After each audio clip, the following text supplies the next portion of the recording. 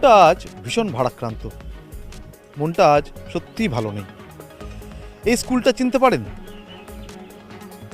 Amtali MSK মাধ্যমিক শিক্ষাকেন্দ্র। 2021-এর April মাস, দিনটা সম্ভবত 10ই এপ্রিল।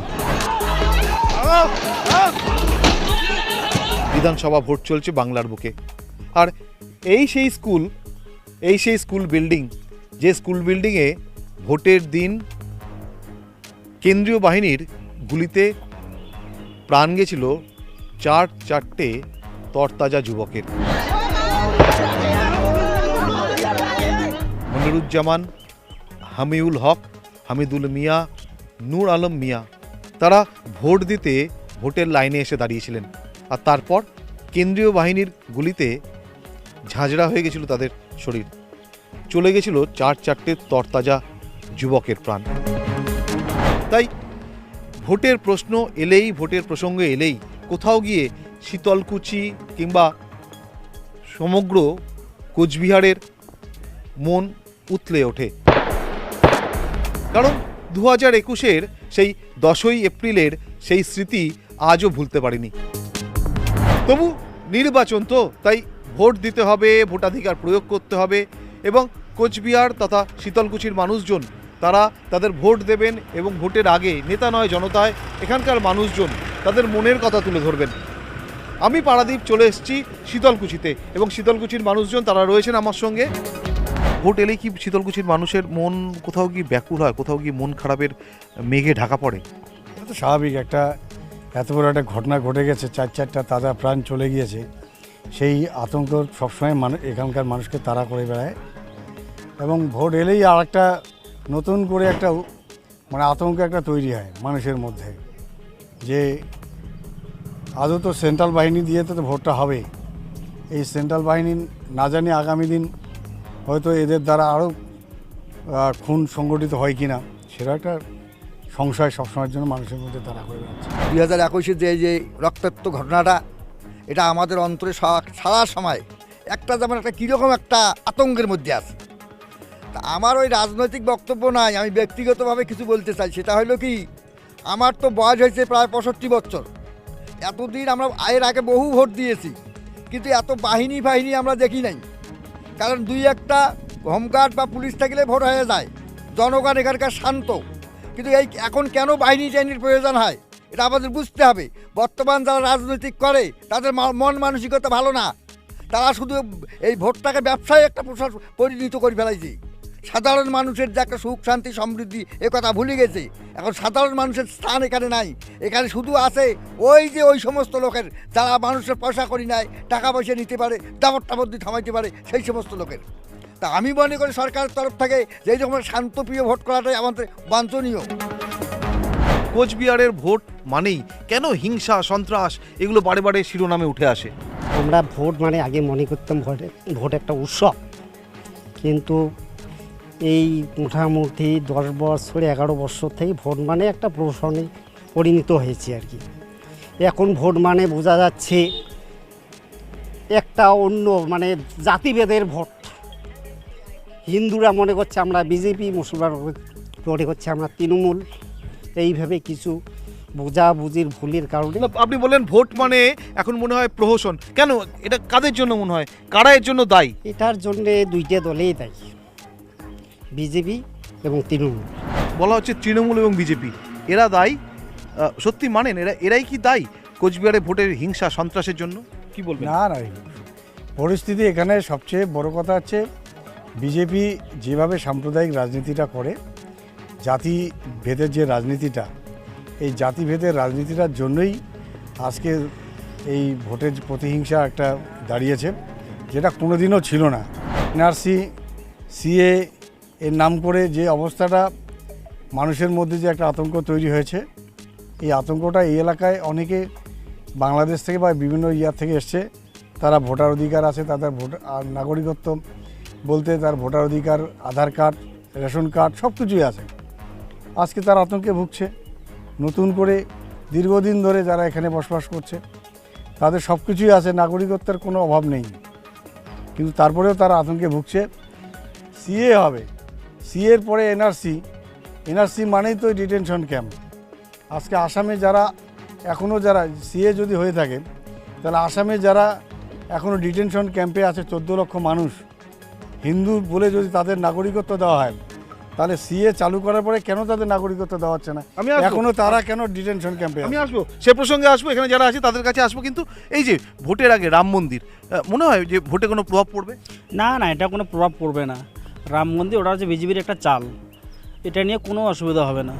আমার তো তাই মনে হয় যে কোনো প্রভাব পড়তে পারতেছে না, আর বিজেপির এগুলো চাল আর খাটবে না। কোচবিহার আসনে লোকসভা কেন্দ্রে অবশ্যই রাজবংশী ভোট একটা বড় ফ্যাক্টর। এত বছর ধরে তো তোমরা 1977 থেকে ভোট দিয়ে আসছো, প্রতিদানে কি পেয়েছো? প্রতিদিনে কী বেরোচ্ছে, আমরা তো শুধু তোমার হচ্ছে সাধারণ পাবলিক হিসেবে আমাদের কাছে যারা তোমার হচ্ছে ভোট, শুধু ভোটের আগে তোমার হচ্ছে মানে প্রতিজ্ঞা রেখেছে, প্রতিজ্ঞা রেখে পর তোমরা ভোট নেওয়ার পরে তোমার হচ্ছে আমাদের কোনো প্রতিজ্ঞা রাখেনি, শুধু আমাদেরকে ভোটের বাক্সে ব্যবহার করা হয়েছে। আচ্ছা, এই যে কোচবিহার লোকসভা কেন্দ্র, যিনি বিদায়ী সাংসদ নিশীথ প্রামাণিক, শেষ কবে দেখেছেন এলাকায়? ভোটের প্রচারে খালি শুধু দেখছি, এতদিন পরে তোমার হচ্ছে 2019-এর পর এই অবধি 2024 চলছে, এই অবধি তোমার হচ্ছে আমাদের জোরপাটকে এরিয়াতে আসেনি। শুধু তো হচ্ছে ও ভাওতাবাজি করে সাধারণ লোকেকে ভোট নিয়ে তোমার হচ্ছে এমপি হয়েছে, কিন্তু সাধারণ লোকের কোনো মানে কোনো সুবিধা করে নেই, না রাস্তাঘাট, না তোমার হচ্ছে সাধারণ কোনো তোমার সাধারণ নিয়ে মানুষের তোমার হচ্ছে এই যে তোমার হচ্ছে 100 দিনের কাজের যে সাধারণ লোক তোমার হচ্ছে হয়রানি হলো, তো নীতিশ প্রামাণিক এমপি হয়ে কী করছে সাধারণ লোক? তোমরা যখন ভোটাধিকার প্রয়োগ করো তখন এগুলো মাথায় থাকে যে কর্মসংস্থানের জায়গা নেই, এই যেভাবে তোমরা কর্মসংস্থানের নামে বা চাকরি করার নামে যেভাবে বেসরকারি কোম্পানিগুলোর কাছে বা প্রতিষ্ঠানগুলোর কাছে যেভাবে তোমরা এক্সপ্লয়েটেড হও? দেখুন, আর একটা সত্যি কথা বলতে গেলে গভর্নমেন্ট সত্যি চায় না যে দেশের প্রত্যেকটা যে যুব সমাজ থেকে শুরু করে যারা ভবিষ্যৎ প্রজন্ম আছে তারা সত্যিকার এডুকেটেড হোক। তার কারণ তারা যদি সত্যি এডুকেটেড হয় তাহলে তারা এদের যে রাজনৈতিকবিদ যারা রয়েছেন, যারা নেতা রয়েছেন, তাদের ভাওতাবাজি তারা বুঝতে পারবেন এবং কোথায় তাহলে ঠিক তাদের ভোটাধিকার যেটা আছে সেটা প্রয়োগ হয়ে যাবে। এটাই হচ্ছে মানে সবথেকে একটা বড় মানে ট্র্যাজিক যে আমাদের দেশে শিক্ষিত তো রয়েছে, কিন্তু সত্যিকারের শিক্ষিত অর্থাৎ যে পুঁথিগত শিক্ষা রয়েছে, প্রথাগত শিক্ষার বড়ই অভাব। যে আমরা জাতপাতকে উচ্ছেদ করে নিয়ে যে দেশের উন্নয়নের পক্ষে আমরা আমাদের ভোটাধিকারকে প্রয়োগ করে থাকবো। ভোটের আগে গ্যাসের দাম কমিয়ে দেওয়া হলো, তো এটা তো কোথাও গিয়ে একটা রিলিফ নাকি? এটা একটা নির্বাচনী চমক ছাড়া কিছুই না। কারণ 2014 সালে যখন কেন্দ্রের সরকার যখন আসে, ভারতীয় জনতা পার্টির সরকার যখন বসে, তখন গ্যাসের দাম ছিল 375 টাকা সিলিন্ডার প্রতি। তারপরেই সেখানে ওরা প্রতিশ্রুতি দিয়েছিল যে বিনামূল্যে গ্যাস সিলিন্ডার ওরা দেবে, বিনামূল্যেই গ্যাস সিলিন্ডার দেবে। কিন্তু সেই গ্যাসের দাম সর্বমুখী মানে 1100 টাকার উপরে গেছে। সেখান থেকে ধাপে ধাপে কিছুটা সামান্য কমিয়েছে, এটা কম বলা যায় না। না, কিন্তু এটা যেমন বলছেন এটাও তো বলতে হবে যে আপনার যখন বিদ্যুতের দাম এখানে এত বেশি, সেটা তো বলছেন না। গ্রেটার কুচবিহার নামে যারা কিছু লোক আছে আর কি, তারা এখানে বিদ্যুতের মাসুলটা গুনছে না, সেই বিদ্যুতের টাকাটা মাসুলটা গুনছে সাধারণ মানুষের উপর, অন্য লোকেদের কাছ থেকে সরকার সেটা তুলছে। সেটা ঠিক নয়, এটাও বেআইনি আর কি। এই জন্য বলা হচ্ছে যে আপকি বার 400 পার, কি মনে হয়? কোনোভাবেই সম্ভব না। কেমন সাংসদ চান? যে সাংসদ এলাকার মানুষের উন্নয়ন 5 বছর ধরে মানুষের সঙ্গে নিবিড় যোগাযোগ রাখবে, সম্পর্ক রাখবে, এলাকার উন্নয়ন করবে, এলাকার মানুষের সার্বিক উন্নয়নের ক্ষেত্রে রাস্তাঘাট, ব্রিজ, সেতু, যেমন এখানে হাসেনের ঘাট, দুই দিকে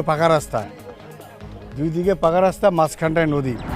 একটা সেতু না থাকার জন্য দুই দিকের মানুষের একটা যোগাযোগ বিচ্ছিন্ন, একটা অঞ্চলেই মানুষ দুই দিকেই বসবাস করে।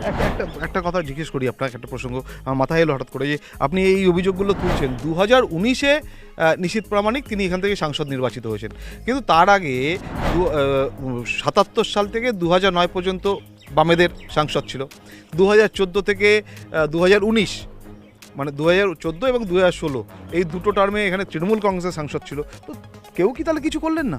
জেলা পরিষদ আর আপনাদের পিডব্লিউ রোডস, এটার মধ্যে একটা ডিভাইডেশন তৈরি হয়েছিল আর কি। এই ডিভাইডেশনের জন্যই কাজটা থমকে আছে। আমরা বারবার বলছিলাম এলাকার যেহেতু তারপরেই গত 2021-এ এখানে এমএলএ বিজেপির, 2019-এ সাংসদ বিজেপির এবং কেন্দ্রীয় স্বরাষ্ট্র প্রতিমন্ত্রী এখানে। তো স্বাভাবিক কারণে কুচবিহারের মানুষ আমরা একটু বেশি কিছু আশা করতেই পারি, যেহেতু দেশের স্বরাষ্ট্র প্রতিমন্ত্রীর বাড়ি এখানে আমাদের কুচবিহারের, সেই ক্ষেত্রে আমরা তার কাছে অতিরিক্ত চাওয়া পাওয়া একটা আশা থাকতেই পারে, কিন্তু সেই অনুযায়ী তার বিন্দুমাত্র সে কিন্তু পূরণ করেনি। কি বলবেন, কেমন সাংসদ চান? এমন একটা সাংসদ চাই যারা গ্রামের কাজ করবে, মানুষের পাশে থাকবে। সংসদ তো আমরা ভালো একটা শান্তিপ্রিয় লোক চাই, যাতে আমরা সুখ শান্তিতে বসবাস করতে পারি, আমাদের যাতে ক্যাসাল না হয়। উচ্চ শিক্ষিত নয়, সুশিক্ষিত এবং সুদক্ষ, যে মানুষের সাথে থাকবে, পাশে থাকবে।